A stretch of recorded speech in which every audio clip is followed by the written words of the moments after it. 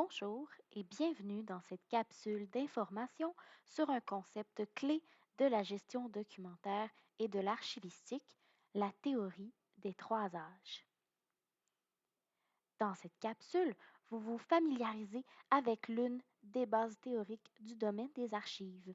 En tant qu'employé qui gère des documents du Cégep Garneau, il est très important de connaître ce concept, car lors de vos tâches quotidiennes, vous aurez à gérer les étapes de la vie des documents et leur transfert d'une étape à l'autre. Cela vous permettra de bien connaître la théorie des trois âges et de bien l'appliquer lorsque, par exemple, il vous faut consulter le calendrier de conservation des documents. Lors de la capsule, nous verrons la définition de ce qu'est l'archivistique, la définition de la théorie des trois âges, des synonymes des termes couramment utilisés, ce qu'est la valeur d'un document, ce que sont les activités administratives, l'explication des différentes phases de la vie d'un document, les modes de disposition d'un document inactif et finalement des ressources pour en savoir plus. L'objectif de cette formation est de vous rendre plus autonome face à la gestion documentaire et de faciliter l'exécution des tâches quotidiennes liées aux documents. Il sera ainsi plus facile de faire la gestion des documents et de respecter les différentes lois qui encadrent la gestion documentaire. Elle a aussi pour but de fournir une référence auquel vous pourrez vous référer en cas de besoin. Commençons par la définition de ce qu'est l'archivistique. L'archivistique se définit comme la discipline régissant la gestion de l'information et les étapes de la vie des documents produits ou reçus par un organisme dans le cadre de ses activités.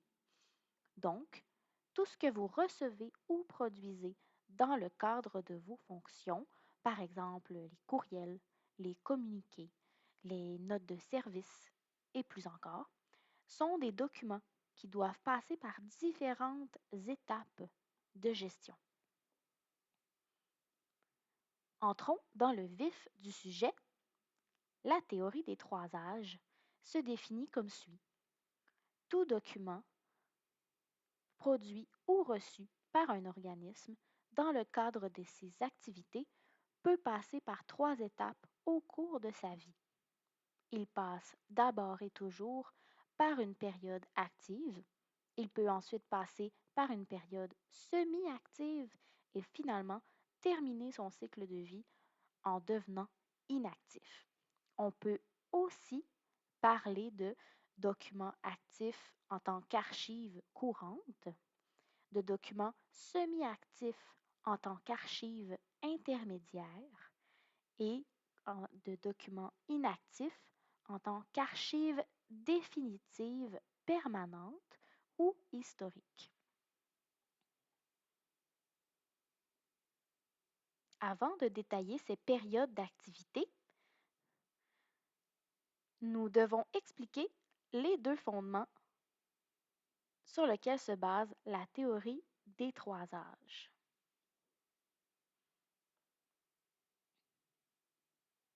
La valeur des documents est la base de la théorie des trois âges. Un document aura une valeur différente qui évoluera au cours de sa vie. Premièrement, il y a la valeur administrative. Tout document produit ou reçu par l'organisme possède cette valeur à la base. Ces documents sont jugés utiles au bon fonctionnement de l'organisme et sont donc conservés dans les postes de classement où ils seront facilement accessibles. Deuxièmement, la valeur historique. Environ 5 à 10 des documents possèdent cette valeur. Les documents à valeur historique seront conservés. car ils serviront à documenter l'histoire de l'organisme.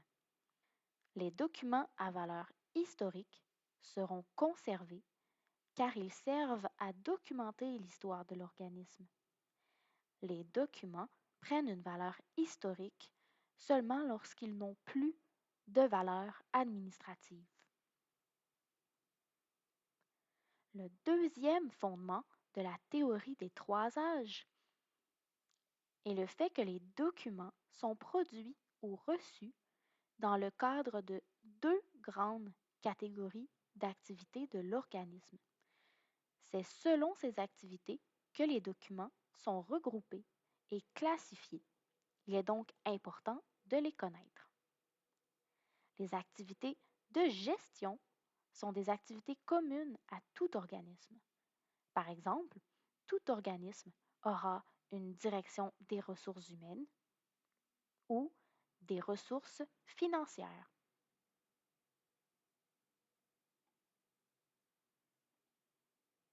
Les activités d'exploitation sont des activités propres à la mission et au mandat de l'organisme.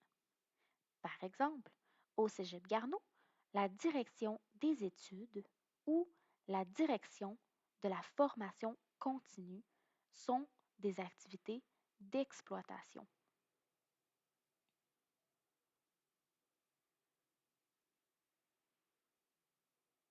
Passons à l'explication de chacune des étapes de la vie d'un document.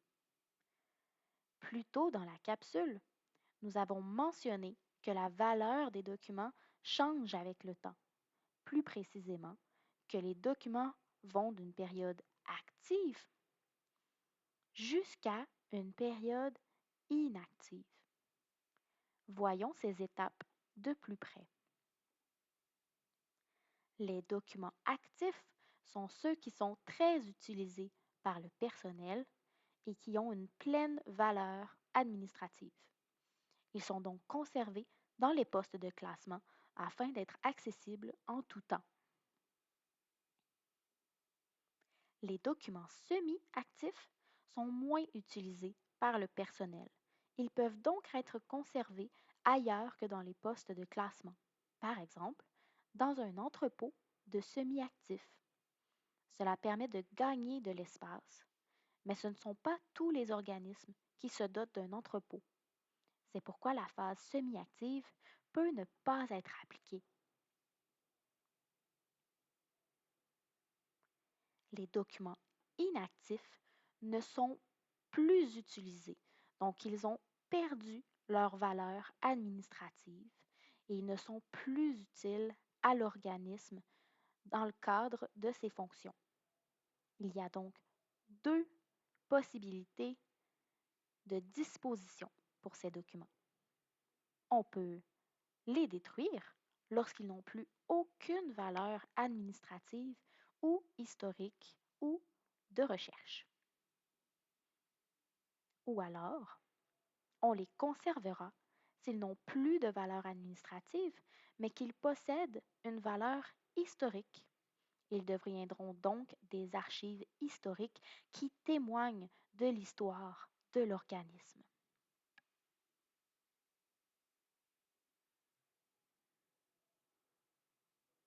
Voici qui termine notre capsule d'information sur la théorie des trois âges.